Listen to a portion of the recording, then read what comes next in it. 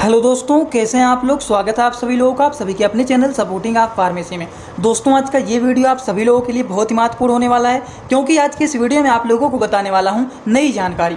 आज की इस वीडियो में आप लोगों को बताने वाला हूं लोअर बैक पेन ट्रीटमेंट के बारे में, कि अगर मान लीजिए किसी के कमर में दर्द हो रहा है तो ये दर्द क्यों हो रहा है, ये दर्द होने का कारण क्या होता है और इसका इलाज क्या होता है। अगर मान लीजिए किसी को ये दर्द बहुत ज़्यादा होता है और लंबे समय से हो रहा है, तो इसको कंफर्म करने के लिए आखिर क्या प्रॉब्लम है, क्यों इतना दर्द हो रहा है, उसके लिए कौन कौन से डायग्नोसिस एंड टेस्ट कराए जाते हैं, वो सारी की सारी बात आप लोगों को एक ही वीडियो में पूरा डिटेल बताने वाला हूँ। दोस्तों, अगर आप मेडिकल की प्रैक्टिस करने वाले छात्र हैं तो आप सभी लोगों को ये सारी की सारी जानकारी एकदम अच्छे से रहना ही चाहिए, क्योंकि इस तरह के पेशेंट आप लोगों को हमेशा देखने को मिलेंगे। तो चलिए वीडियो को स्टार्ट करते हैं बिना देर के। लेकिन स्टार्ट करने से पहले एक महत्वपूर्ण सूचना यह है कि सपोर्टिंग आप फार्मेसी के इस चैनल पर यह वीडियो बनाया जाता है केवल और केवल मेडिकल छात्रों के नॉलेज के लिए। कोई भी दवा अपने से ना इस्तेमाल करें बिना डॉक्टर के सलाह के।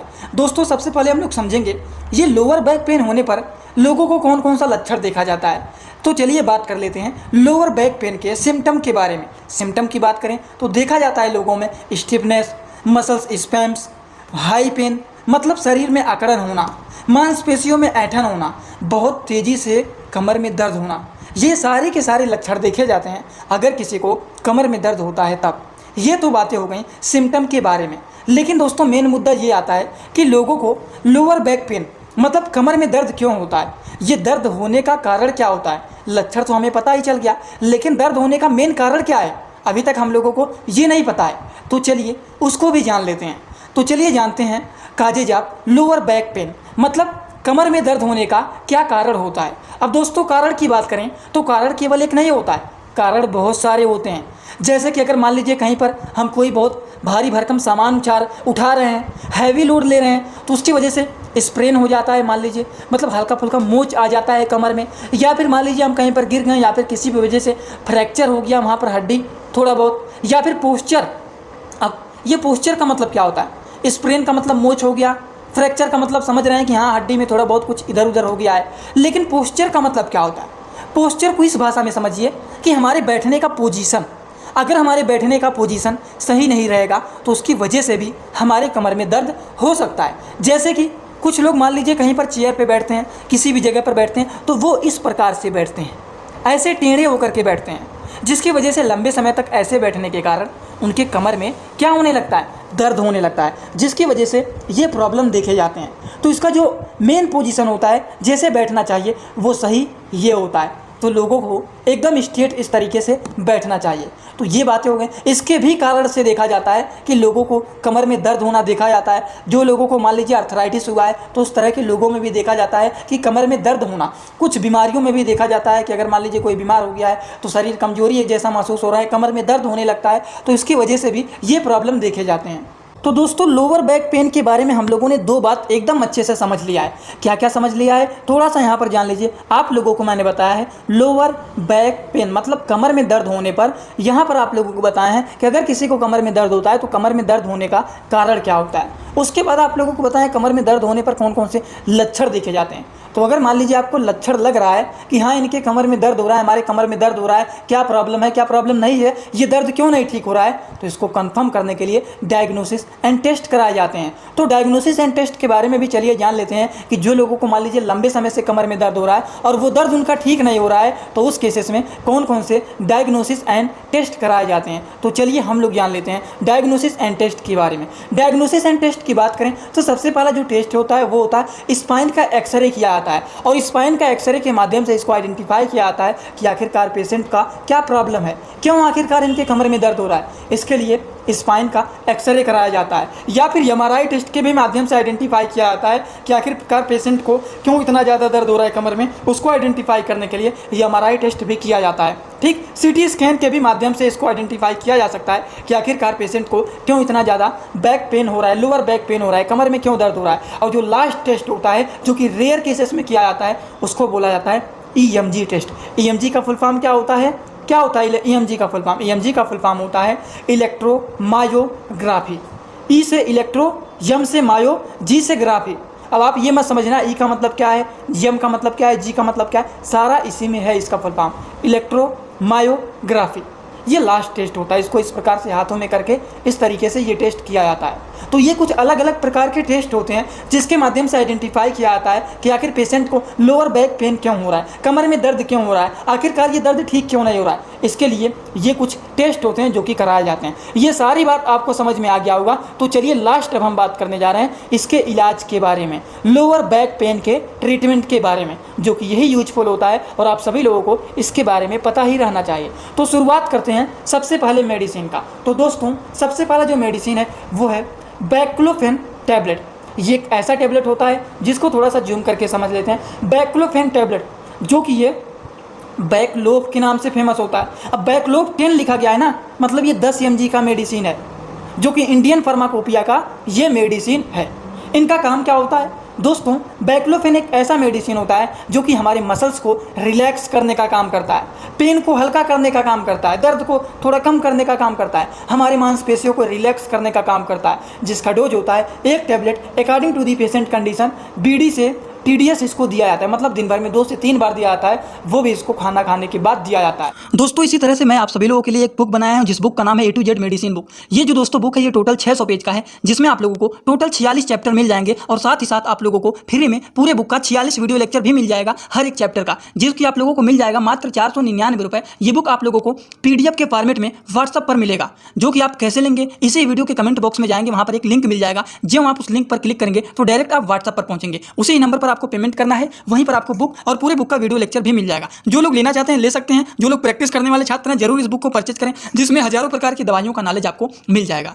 समझ गए आप लोग एकदम अच्छे से? तो चलिए बात करते हैं अगले मेडिसिन के बारे में। अगला जो मेडिसिन है दोस्तों वो है टोलपेरिसोन टैबलेट। अब इसके बारे में भी थोड़ा डिटेल समझ लेते हैं।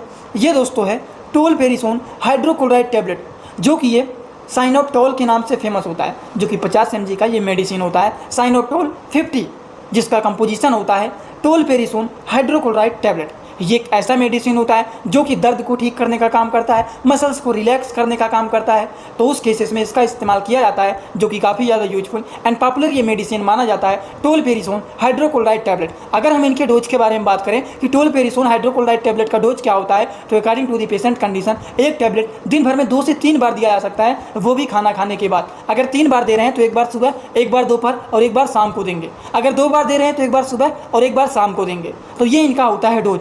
इतना बातें आपको समझ में आ गया ना? तो चलिए बात करते हैं अगले मेडिसिन के बारे में। अगला जो मेडिसिन है दोस्तों वो है डेक्सामेथासोन टैबलेट। ये एक प्रकार का स्टेरॉयडल मेडिसिन होता है, जिसका काम होता है सूजन को ठीक करना, एलर्जी को ठीक करना और दर्द को ठीक करने में भी काफ़ी ज़्यादा यूजफुल एंड पॉपुलर ये मेडिसिन माना जाता है, जो कि दवाइयों के साथ इसको मिला करके दे दिया जाता है। ये डेकाडान के नाम से टैबलेट फेमस होता है, जिसका साल्ट नेम होता है डेक्सामेथासोन टैबलेट। ये एक प्रकार का इंडियन फार्माकोपिया का मेडिसिन होता है। अगर दोस्तों हम इनके डोज के बारे में बात करें, इसका डोज क्या होता है, तो according to the patient condition एक टैबलेट दिन भर में 2 से 3 बार दिया जाता है, वो भी खाना खाने के बाद इसको दिया जाता है। देखिए दवाइयों के डोज को 60 वर्ड में लिख दिया हूँ, तो नए छात्र अगर आप लोग हैं तो कंफ्यूज मत होना, क्योंकि दवा की डोज को मैं 60 वर्ड में लिख देता हूँ, जिससे थोड़ा सा टाइपिंग में आसानी हो जाता है। OD हो गया, BD हो गया, ये मेडिकल के टर्म हैं, आप लोगों को पता रहना चाहिए। TDS होता है, QID होता है, SOS होता है, AM होता है, BM होता है, आपको पता रहना चाहिए इसका मतलब। OD का मतलब दवा को दिन भर में 1 बार खाना है, BD का मतलब दवा को दिन भर में 2 बार खाना है, TDS का मतलब होता है दवा को दिन भर में 3 बार खाना है, QID का मतलब होता है दवा को दिन भर में 4 बार खाना है, SOS का मतलब होता है कि जब ज़रूरत पड़े तब खाइए, वैसे डेली नहीं खाना है, जब पेशेंट का हालत ख़राब हो तब खाए। जैसे पैरासीटामॉल का टैबलेट आप एक पत्ता अपने घर पर रखे हैं, तो क्या डेली खाते हैं जब तक वो ख़त्म नहीं हो जाता है? तो नहीं, जब घर में किसी को बुखार होता है तब उसको दिया जाता है, तो वो SOS के क्लास का मेडिसिन हो जाता है। AM का मतलब होता है आफ्टर मील, मतलब दवा को खाना खाने के बाद खाना है, और BM का मतलब होता है बिफोर मील, मतलब दवा को खाना खाने के पहले खाना है। तो ये जो डेकाडान है, जो कि डेक्सामेथासोन के नाम से फेमस होता है, ये दिन भर में केवल और केवल 2 से 3 बार खा सकते हैं, वो भी खाना खाने के बाद इसको खाया जाता है। चलिए बात कर लेते हैं अगले मेडिसिन के बारे में। अगला जो मेडिसिन है दोस्तों वो है ओमेप्राजोल कैप्सूल, जो कि ये ओमी के नाम से फेमस होता है। अब देखिए ओमेप्राजोल जो कैप्सूल है, इसके बारे में, इसका काम क्या होता है, इसके लिए मैंने आपको एक फार्मूला बताया था, PRAZOLE। तो किसी भी दवा के नाम के लास्ट में अगर प्राजोल आता है, वो दवाइयाँ गैस की दवाइयाँ होता है। जैसे कि पेंटाप्राजोल, ओमेप्राजोल, तो आया ना प्राजोल, तो ये गैस की दवाइयाँ होती हैं। किसकी दवाइयाँ होती हैं? गैस की दवा होता है। पेट में गैस बना हुआ है, एसिडिटी बना हुआ है, उसके बाद हमारे पेट में डिस्कम्फर्ट फील हो रहा है, पेट में इरिटेशन हो रहा है, तो उन सारी चीज़ों को ठीक करने के लिए गैस की दवाइयाँ दिया जाता है। और गैस की आपको 2 फार्मूला बताएं, केवल प्राइजोल नहीं है, एक और है प्राजोल के अलावा TIDINE, टिडीन भी है। अब टिडीन का एग्जाम्पल रेनिटिडीन, सिमिटिडीन, नाइजाटिडीन। तो देखिए अगर टिडीन आए या फिर प्राजोल आए, वो सारी दवाइयाँ किसकी दवा होती हैं? गैस की दवा होती हैं। इतना बात आपको समझ में आया ना। तो ये जो होता है ओमी, तो इसका जो नाम है ओमी, लेकिन इसका जो साल्ट नेम है वो है ओमेप्राजोल। तो यहाँ पर क्या आया हुआ है? प्राजोल आया हुआ है। तो इसका काम क्या होता है? एसिडिटी को ठीक करना, पेट में इरिटेशन हो रहा है उसको ठीक करना, पेट में डिस्कम्फर्ट फील हो रहा है, उन सारी चीज़ों को ठीक करने के लिए ओमेप्राजोल कैप्सूल को उस दवाइयों के साथ मिला दिया जाता है। लेकिन इस दवा को ज़्यादातर डॉक्टर लोग प्रिस्क्राइब करते हैं कि एक कैप्सूल लेना है दिन भर में 2 बार, वो भी बिफोर मील। जैसे कि मान लीजिए आप सुबह 9:30 बजे खाना खाते हैं, ठीक, तो इसको 9 बजे आपको खा लेना है खाना खाने के पहले। तो बिफोर मील इसको लिया आता है, मतलब खाना खाने के पहले एक कैप्सूल इसको खा लिया आता है। समझ गए आप लोग एकदम अच्छे से। तो दोस्तों आज आप लोगों को लोअर बैक पेन के बारे में सारी की सारी बात बता दिया हूँ। अब आपको एक काम करना है कि अगर आप लोगों को ये सारी बात समझ में आ गया हो तो सारे के सारे लोग कमेंट बॉक्स में आइए और अपना फीडबैक जरूर दीजिए कि आज का वीडियो आप लोगों को कैसा लगा। हर एक कमेंट से जान लीजिए हमें एनर्जी मिलता है। तो आप लोग कमेंट करके जरूर बताइए कि आज का वीडियो कैसा लगा। इसी कमेंट से आपकी मोटिवेशन हमें मिलता है और अगले दिन सोचता हूँ इससे भी बेहतरीन वीडियो लेकर के आऊँ जब आप बेहतरीन कमेंट करते हैं। तो चलिए जो लोग हमसे इंस्टाग्राम में जुड़ना चाहते हैं वो लोग भी जुड़ सकते हैं। जुड़ने के लिए सर्च करिए सपोर्टिंग आप फार्मेसी, आपको तुरंत आईडी मिल जाएगा, आप वहाँ पर फॉलो करके जुड़ सकते हैं। आप लोगों के लिए टेलीग्राम ग्रुप भी बना दिया हूँ, वहाँ पर भी जुड़ने के लिए सपोर्टिंग आप फार्मेसी चैनल का नाम सर्च करेंगे मिल जाएगा, आप वहाँ पर भी हमसे जुड़ सकते हैं। तो चलिए आज का वीडियो यहीं पर होता है complete. Thanks for watching video. Like comment share and subscribe this channel.